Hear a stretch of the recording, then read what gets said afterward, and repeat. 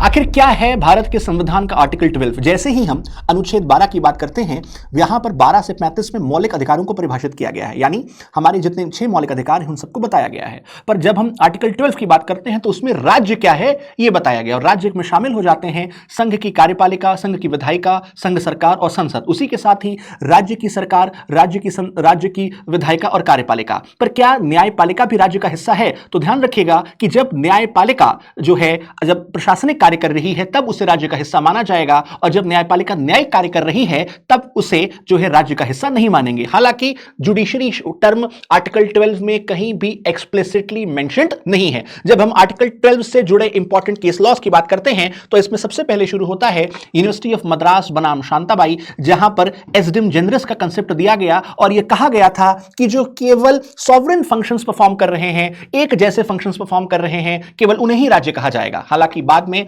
इस फैसले को उज्जमबाई वर्सेस स्टेट ऑफ यूपी में बदल दिया गया और न्यायालय ने कहा कि उसमें बेहद ही रिस्ट्रिक्टिव इंटरप्रिटेशन की गई थी। और आखिरकार जो तीसरा मामला आता है स्टेट इलेक्ट्रिसिटी बोर्ड राजस्थान बनाम मोहनलाल 1967, उसमें न्यायालय ने स्पष्ट किया कि वे तमाम संस्थान, वे तमाम प्राधिकरण, वे तमाम ऑर्गेनाइजेशंस जो कि संविधान या किसी भी विधि द्वारा स्थापित किए जा रहे हैं, उन सबको स्टेट कहा जाएगा। और उसके बाद RD. Shetty versus airport authority of India में जस्टिस पी.एन. भगवती ने एक 5 पॉइंट प्रिंसिपल दिया, जिसके तहत कहा कि अगर उस संस्थान का मुख्य वित्तीय पोषक राज्य है तो वो स्टेट माना जाएगा, अगर उस संस्था पर डीप एंड परसुएसिव कंट्रोल है तो उसे स्टेट माना जाएगा, यदि वह संस्थान मोनोपोली स्टेटस एंजॉय करता है जो कि राज्य के द्वारा संरक्षित है तो उसे स्टेट माना जाएगा। और इस तरीके से यह स्पष्ट किया गया कि राज्य की जो व्याख्या होगी वह हमेशा विस्तृत व्याख्या की जाएगी। तो ऐसी तमाम जानकारियों के लिए फॉलो करते रहें वैद ICS लॉ।